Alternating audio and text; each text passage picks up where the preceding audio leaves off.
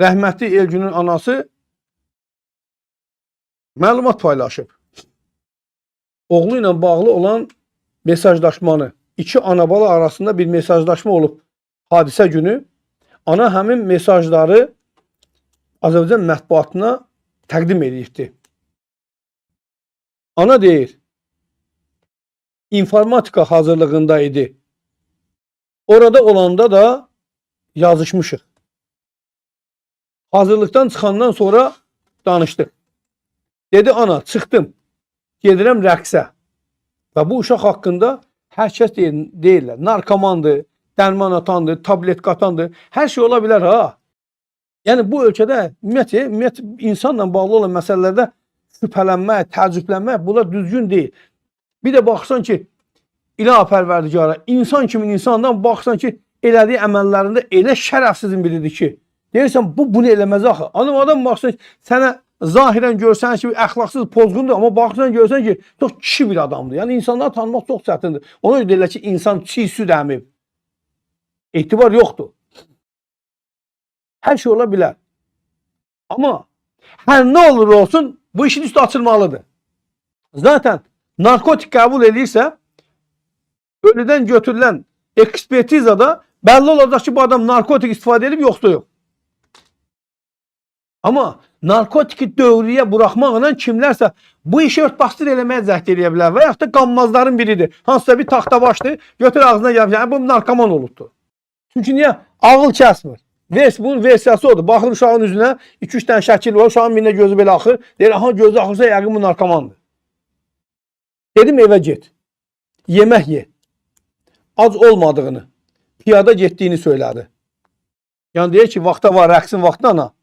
Piyada gedirəm ki, elə həmin vaxtda da rəqsə çatam.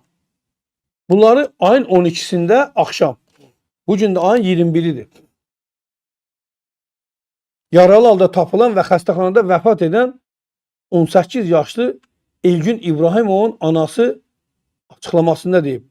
O bildirib ki, Elgün rəqsdən sonra trinajora getməliymiş. Yəni bədən şişirtməyə. Uşaq həm təhsilə meyillidir, həm də sağlam həyat tərzinə meyillidir. Ona görə budur hiperaktiv uşaqlar var. Bəzən görsən ki, çox aktiv uşaq olur. Məsələn, dərsə gedir, oradan çıxıb baseynə gedir, oradan çıxır, nə bilim, trinajora gedir, oradan çıxır, rəqsə gedir, oradan çıxır. Ki, vaxtını keçsin, enerjisini xərcləyə bilsin. Ola bilər ki, bu uşaq da enerjili bir uşaq olub ki, oradan hazırlığa, oradan rəqsə, rəqsdən sonra trinajora, belə. Saat 6-7-yə qalmışa qədər gözlədim. Zəng vurdum, zəng çatmadı. Narahat oldum. İnformatika müəlliminə zəng vurdum ki, hazırlıqda birlikdə çıxdı uşaqların nömrəsini götürüm. Qardaşıma, digər oğluma da zəng vurdum ki, gedin ətrafı, əraziləri axtarın. Bəlkə Elgünü hardasa gördünüz. Gecə saat 1-də də oğlumla Elgünü axtarmışıq. Obüsü oğlumla. Elgünün davranışlarında da heç bir dəyişiklik yox idi. Biz söhbət edirdik. Son zəngə hazırlaşırdıq. Demişdi ki, mənə 2 dəst paltar alarsan. Son zəng üçün. Danışdıq ki, ona qonaqlıq verəcəyəm. Dostlarından da kimi istəsən çağırarsan. Hərəkətlərində qeyri-adi heç nə yox idi. Nə fikirli, nə aqressiv, nə də problemli idi. Hər şey normal idi. Mən anayam. Onun səsində hansısa bir həyəcan hiss edə bilərdim. Amma o da yox idi. Yad adamın belə problemini, dərdini hiss eləmək olur. Yad adamın belə dərdini, problemi, yəni telefonda danışarkən hiss eləmək olur. Onsuz da mən narahat anayam. Hər gün bəlkə də 10 dəfə, 20 dəfə zəng vururam. Vururdum Elgünə. Bir şey olsa mən onu hiss edərdim. Dünya susmasın. Mənim balamın qanı yerdə qalmasın deyə ana fəryad edir. Ayın deməli 12-sində hadisə baş verir. Bir gün, 2 gün sonra bu uşaq dünyasını dəyişir.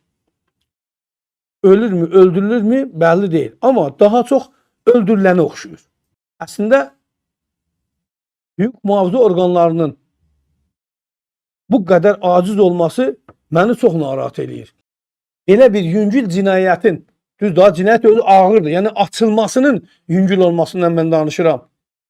Hüquq mühafizə orqanları tərəfindən açıla bilməməsi bu bizim hüquq mühafizə orqanlarının qeyri-peşəkarlığından xəbər verir. Yəni sən ora zorla dürtüşdürə kimlərin adamını aparmaqla vətəndaşların bu cür düşdüyü, faciəvi şəkildə düşdüyü şeydən çıxarda bilmirsən. Gücün çatdı ki, çünki sənin peşəkarlığın yoxdur, sənin savadın yoxdur, sənin qabiliyyətin yoxdur. Durmadan açıqlama verirlər. Xalq gəlsin bizə məlumat versin. Bu istintaq isti izlərlə açılmalıydı. 2 gün içində açılmalıydı. Hətta bəlkə həmən gün açılmalıydı. Gecə səhərə qədər. O ölməmişdən yox ha. Ölməmişdən qabağa, öləndən sonra yox. Xəstəxanaya gətirildi mi? Gördün mü uşağın gözü çıxarılıb. Bədənində xəsarət izləri var. Əslində burada bəzi şeylər gizlədilir dostlar. Mən dünənki sırağa günkü verilişimdə dedim və bir daha təkrarlayıram. Həmin videonu çəkən mühafizəti ki var ha. Yerdə deyir ki, səni bıçaqla vurublar. Nə gündə də bu? O da deyir ki, yox, zarıya deyir, yox. Bəzi insanlar deyir ki, deyir, hə. Amma bıçaqla vursaydı yerdə bir qan ləkəsi olardı. Deməli, bıçaqla vurulmuyor. Və o video orada kəsilir. Deməli, uşaq bilinçlidir, şuuru özündədir. Uşağın danışıb nəsə demək imkanı var. O video oradan kəsilib götürülübdür. Birinci mühafizəçi dərhal istintaqa cəlb olunmalıydı. Video niyə yarımçıq çəkilibdir? Onun bildikləri nədir? Bu soruşulmalıydı. İkinci, telefon anten dairələri dərhal həmən gecə çıxarılmalıydı. O ərazidə hansı anten dairələri olub, hansı telefonlar olub? Üçüncü, MOBS kameralar. İndi dünən prokurorluq məlumat yaydı ki, biz artıq görüntüləri götürmüşük. 12 gündən sonra yox. Həmən günü götürülməliydi bu. Götürülməliydi, araşdırılmalıydı. Həmin ərazidə kimlər var? Hamısı bir-bir 100 nəfər də olsa belə istintaqa cəlb olunmalıydı. Onun dostları ilə 10 gündən sonra yox. Elə həmən günün səhərsi söhbət olunmalıydı, söhbət aparılmalıydı. Ətrafında olan insanlar hamısı dindirilməliydi. Şübhəli məqamlar qeydə alınmalıydı. Qardaş, biz istintaqçı deyilim, mən rəssamam. Mən rəssam ola bunları deyirəm. Sən güya istintaqçısan, bunları eləyə bilmirsən. Eləyə bilmirsiniz, qardaş. Çəkinin kənara. Yazıqdır bu cəmaat. İmkan verin, gəlsin orada peşəkarlar işləsinlər. Bu elə də bir qeyri-adi qətil deyil ki, deyəsən ki, peşəkar cinayətkarlar bunu həyata keçirdilər. O günü baxıram, yazırlar. Bunu polis eləyib. Güya birinci versiya sürüb. 3 polis orada danışırmış. Narkotikdən danışırmış da. Bu uşaq onları çəkib videoya və polislər görüblər ki, uşaq bunu çəkir, eşitdi. Gəl bu uşağı döyüblər, öldürüblər. Üstündən də maşından keçiblər. İndi mən bu məlumatı yayan Vələduznadan soruşmaq istəyirəm. Əgər orada cəmi 4 nəfər adam olubsa, 3'ü polis, biri də o uşaq. Sən bu məlumatlardan alıbsan. Vələduzna, niyə yalandan informasiya yayırsınız? Yaxud da bir vəzifəli şəxs. İndi o deyir. Bu polis deyir, vəzifəli şəxs. Vəzifəli şəxs adamı öldürüb. Biri deyir, onu oğlu öldürüb. Sən orada aydın.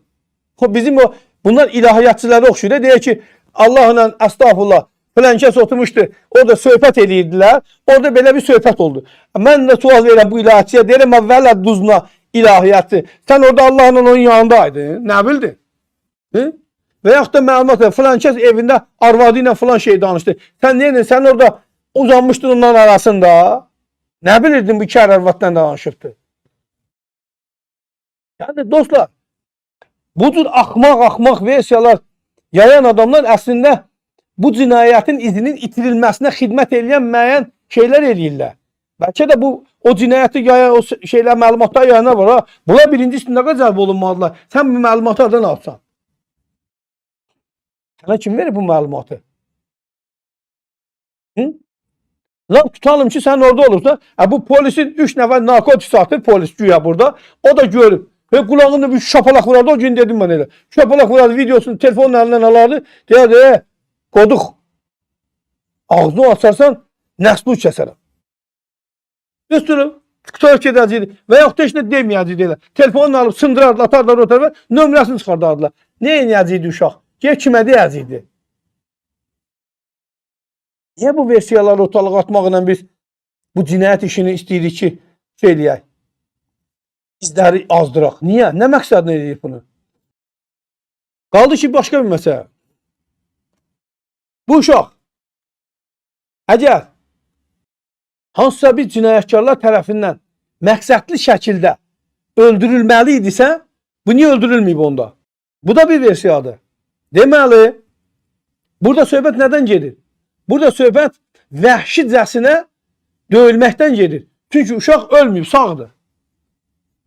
Onu öldürmək niyyəti ilə öldürən adam onu orada öldürüb gedərdi. Onu sağ buraxıb getməzdi. Bu uşaq ölməyibsə, deməli burada tamam başqa şeylər var. Vurublar, başın, gözün dağıdıblar. Bəlkə də uşaq o deyilən kimi intihar edib, özünü mü atıb orada? O da bilinmir. Yəni, versiyaların hamısı yoxlanılmalıdır və hüquq mühafizə orqanları bunu birinci 3 günün içində aşmalıydı. Rasim işi elə batdı. Nərmin işi yazıq yüklədilər. 18 o bədbaxtın belinə Nərminin işini belə batırdılar. Bu nə hüquq mühafizə orqanıdır qardaş? Bu nə istintaqçıdır? Peşəkarlığın yoxdur, getkinə. Dediyim kimi qoyun ötər da sən. Get çobanlıqla məşğul, fəhləliklə məşğul. Sən bu hüquq mühafizə orqanlarında nə işin var? Vaxt uzandıqca nə baş verir dostlar? Vaxt uzandıqca izlər itir. Buna görə cinayət isti izlərlə açılmalıdır. Bunun üçün də peşəkar kriminalistlər olmalıdır. Oradan buradan toplu ilə gətirirlər. Biri Məmmədin oğlu, biri Qulunun oğlu, biri Məmməd Bağırın oğlu, biri Məmməd Tağının oğlu. Gətirirlər, dürtüşdürürlər ora. Bu da gəlir, altında cip, burasında bir mayor pagonu, baş yox, taxta, gözün döyə-döyə oturub belə baxır, görüm hələ. Mən burada nə axtaracağım birinci? Ta ki, 10 gündən sonra o məlumat verirlər ki, bax, biz MOBS şeylərini indi tapmışıq, götürmüşük, yığmışıq və kimin nə məlumatı var bizə çatdırsın. Bəzi qətillər açılmaya bilər. Profesional adamların qətilləri açılmaya bilir. Amma burada qətildən söhbət getmir. Çünki adam yaşayıb. Onu xəstəxanaya aparana qədər ən azı onun dilindən bəzi sözləri almaq olardı. Video çəkmək olardı. Ondan bəzi şeyləri öyrənmək olardı. Çünki zarısaydı o uşaq söz deyə bilirdi o rəhmətli. Niyə o sözü almayıblar? Bəlkə də elə o mühafizənin özünün əli var orada. Mühafizənin xəbəri var o işdən. Çünki orada o tamam başqa belə abu-hava ilə video çəkə-çəkə gəlir, video baxanda anlaşılan budur. Açılmadıqca bu iş batıb gedəcəkdir. Hər gün bu iş biraz daha unudulacaqdır. Amma bizlər çalışaq ki, bu məsələnin unudulmasına imkan verməyək. Əlvan Şükürov yazır ki, Masallı müstəntiq təhqiqatın iş üzrə hərəkətləri qərarlarını oxuyanda dəhşətə gəlirəm. Özümə nifrət edirəm ki, onları təmsil etmişəm. Prokuror orqanlarında betər insanı heç nədən tuturlar. Fikrət müəllim yazır ki, Gəncədəndir Fikrət müəllim yazır ki, bəlkə də heç uşaq o Texnologiya Universitetinin yataqxanasını tanımır. Ora hər adam gedə bilməz. Özü də gecə. Yəni, o qədər iştək yol deyil. Bəli, hər şey var burada. Fikrət müəllim, burada kənardan döyülə bilər, maşınla vura bilərlər. Məsələn, kimsə maşınla vura bilər uşağı. Uşağın başı dəyər harası gözü çıxar. Götürər, aparar, atar ora. Üstündən də deyirlər maşın keçir. Maşınla keçər, fikirləşər ki, öldü. Qaçım aradan çıxım. Amma orada maşın izləri yoxlanılmalıdır. Təkər izləri yoxlanılmalıdır. Uşağın üzərində olan əl izləri götürülməlidir. Hamısı. Bunu eləmir axı bizim istintaqçılar oturub belə 12 gün, 10 gün keçib üstünə, 12 gün keçib üstünə, adı 11 gün. 11 gün keçib üstünə, heç nə elə 10 gün daha doğrusu. Heç bir şey yoxdur ortada.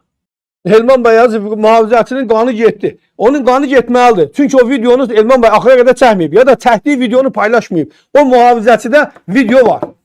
Mən bunu əminliklə deyirəm. O video o adamda var. Çünki kənardan çəkə-çəkə gəlir, soruşur, dərhal telefon söndürür orada. Kəsilir. Bu o deməkdir ki, o videonun tamamını verməyiblər. Ola bilər ki, kimsə hansısa bir varlı balası maşınla da vurar, xalqın uşağını aparar, atar ora. Elə fikirləşər ki, öldü. Və həmin varlı adam apara kimlərinsə ağzına pula payı kimi 100 minlərlə pul atar, susturaq. Mümkündür bu şeylər. Amma prokurorluq bu işin açılmasını sürətləndirməlidir. Bu ayın başına qədər, yəni yaxın günlərə qədər bu cinayət açılmayacaqsa, bütövlükdə prokurorluq sistemi istefaya getməlidir, qardaş. Bu sistem istefaya getməlidir. Ya da bacarmırsan, Türkiyədən kriminalist çağı, Gürcüstandan kriminalist çağı, nə bilim, Rusiyadan kriminalist çağı gəlsinlər, açsınlar bu cinayətçinin üstünü. Biz də başımızı salaq paçamıza, utanaq, xəcalət çəkək ki, minlərlə üzvü olan bir qurum bu cinayətin üstünə aça bilmədi. Eləcə də bu polisə aiddir. Əgər polisin içində peşəkarlar varsa, onlar da getməlidirlər, müraciət eləməlidirlər prokurorluğa, deməlidirlər ki, qardaş, sən bunu bacarmırsansa icazə ver, mən açım. Yox, əgər polis də aça bilmirsə, vay bizim dədəmizin halına. Bizim evimiz yıxılıb ki onda. Bəs onda bunlar hansı cinayətin üstünə açırlar? Vurub gəlib deyəni mən vurdum. Bu nənəm də tutar da. Bunun üçün də kriminalist olmağa, peşəkar olmağa ehtiyac yoxdur ki. Amma mən hələ də ümid eləyirəm. Hələ də ümid eləyirəm ki, bu cinayət yaxın günlərdə inşallah açılacaqdır.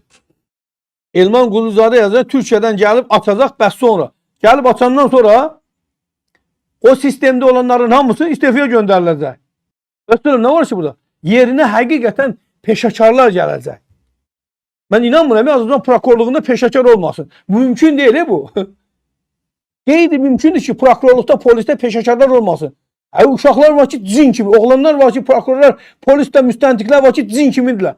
Sadəcə ya görünür bu cinayət işinin açılmasında maraqlı olan şəxs, açılmamasında maraqlı olan şəxslər var, ya da hələ də o peşəkarları ora buraxmırlar ki, nədir biz özümüz tapacağıq, qeyri-peşəkarlar. Bu da mümkündür. Mühafizəçinin çəkilişidir. Orada özü də deyirlər ki, hamı deyir ki, o da mühafizəçi çəkib. Hətta kim çəkibsə mühafizəçi deyil, o videonu çəkən adam. O adamda video var. Deyilənlərə görə mühafizəçidir.